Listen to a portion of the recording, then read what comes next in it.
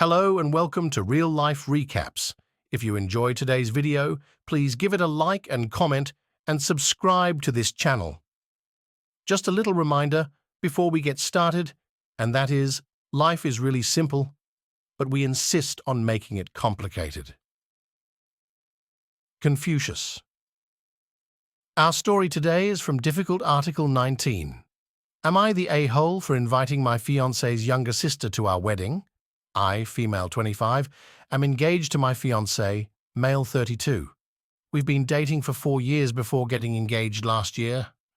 We've always gotten along well with each other's families and celebrated holidays together.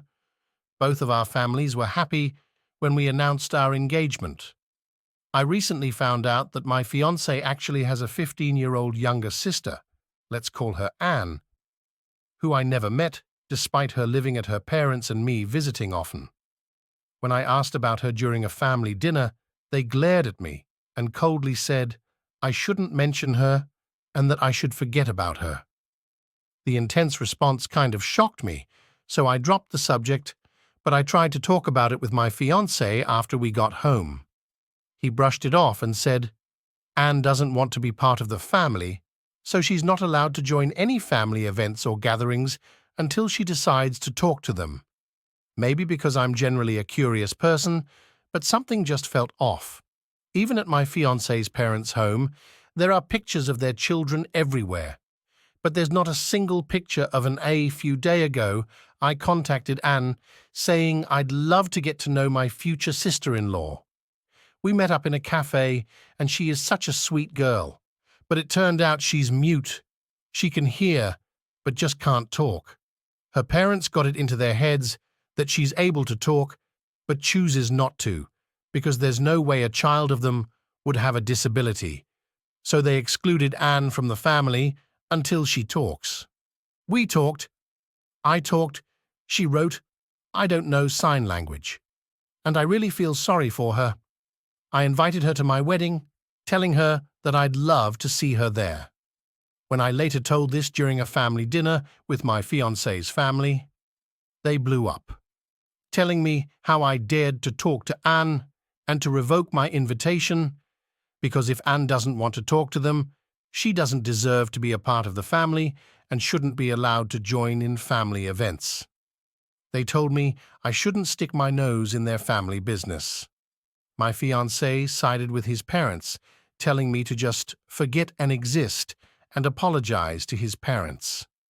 This angered me because I thought my fiancé would have my back, and I yelled at them that I'm not going to uninvite her, that she deserves to be treated better.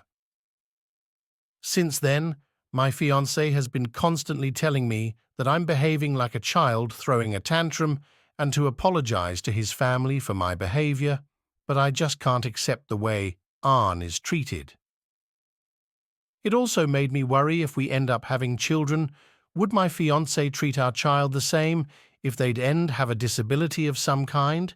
Some of my friends are also saying that I should just let it go and not overreact so much, that every family does things their own way, so I should just apologize and do as they tell me to prevent my relationship from suffering.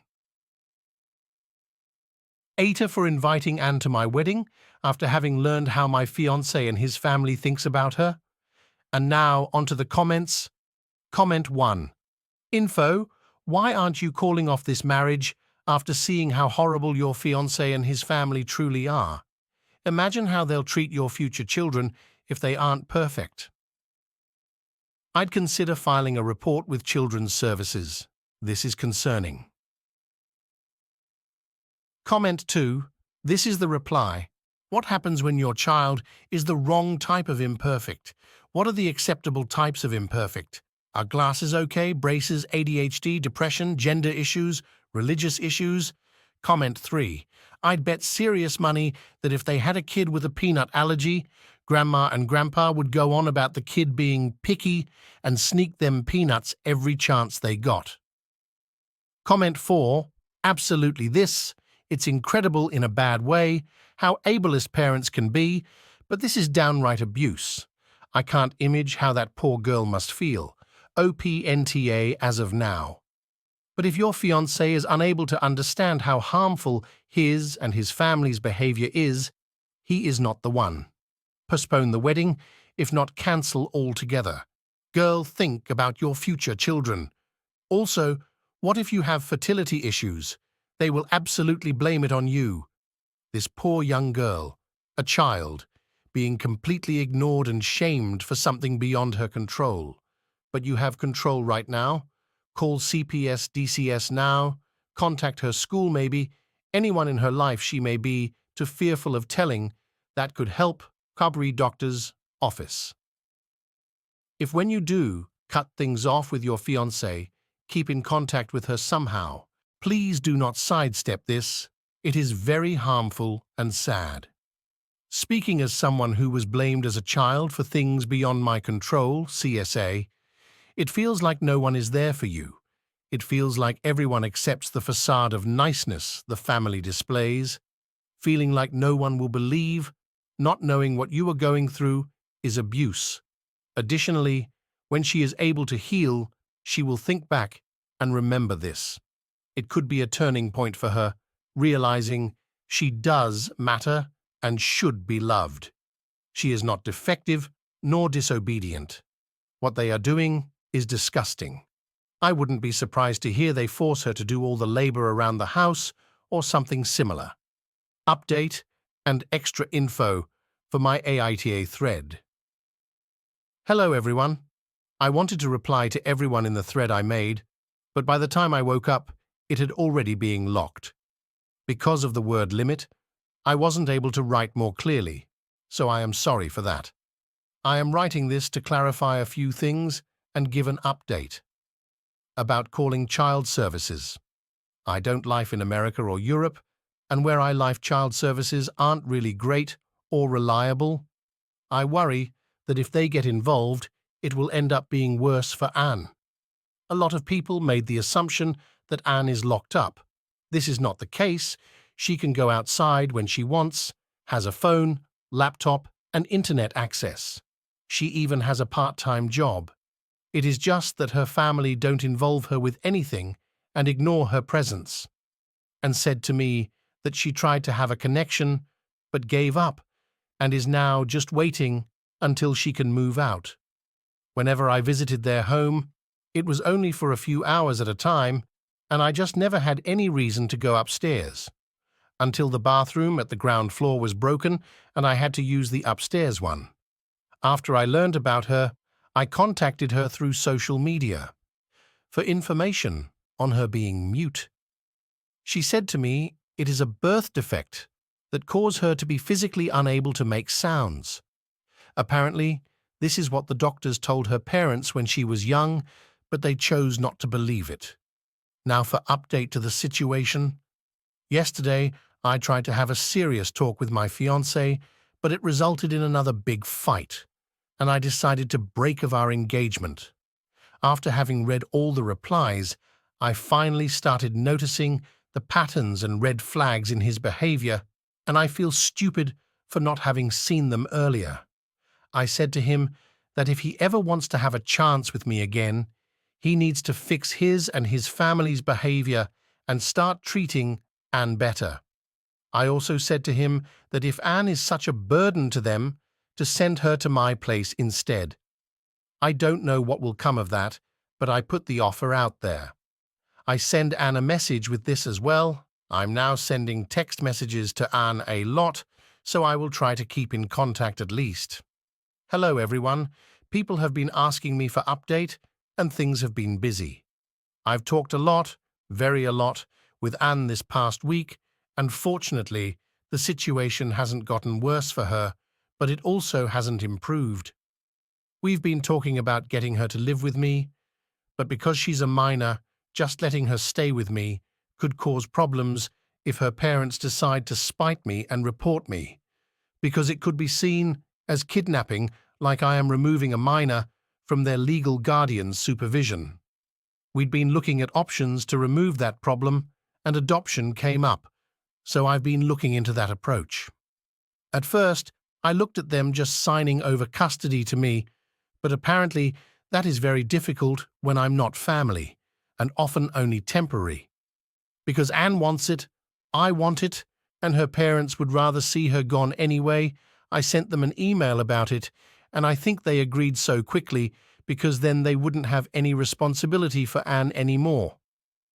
Legally, there's a lot to do to make it official, and it'll take a few months or longer, but because I have this in writing now, Anne will be moving in with me in June. It will be a bit hard at first because I don't have any say in anything until the adoption is actually done, if it actually succeeds, so I can't register her at a different school or different hospital, but we'll make it work somehow. In the meantime, I'm trying to learn sign language so we can communicate better, so hopefully that'll go well too. For my ex-fiancé, I haven't talked to him since I broke off our engagement. He has sent me a lot of text messages about how unfair I'm treating him just because of someone I barely know, but I've been ignoring them. Though for some reason, my brain keeps trying to make excuses for him to excuse his behavior. I'm feeling sad and a bit lost with how our relationship ended because I really thought I found the one for me, but I guess he wasn't after all. I think it'll take a bit of time to really process these feelings. I guess it kind of feels like betrayal. It's a strange feeling. Now onto the comments. Comment 1. Bravo, OP. I really hope this adoption goes through. I can 100% guarantee you will see a transformation in Anne with someone in her life that supports her and can give her the opportunity to grow socially. As far as ex-fiancé is concerned and the loss you're feeling, I get it. You thought he was your partner for life. But as you and several commenters pointed out, what if your children had some type of disability, be it physical or mental? Would he have treated his own children like they are Anne? Take time to process your loss, but just know you dodged a bullet. Remember that you did the right thing for you and Anne. Good luck, OP, and much love to you and Anne. Comment 2. I feel like, if you want to, of course, you should reply just once and say you didn't leave him because of Anne, but because of how disgustingly they have all treated her and how it reflects on the type of people they are. You don't want to marry that sort of person. Comment 3. Thank you for advocating for Anne. I wish you the both a bright and wonderful future. But what are your feelings about this story? Would you stay engaged with someone that thinks the way her fiancé and his family thinks? Do you feel like his family would treat their children just as bad as they treat the daughter, sister? Let me know in the comment section below. I hope everyone has a great day, and thank you for watching.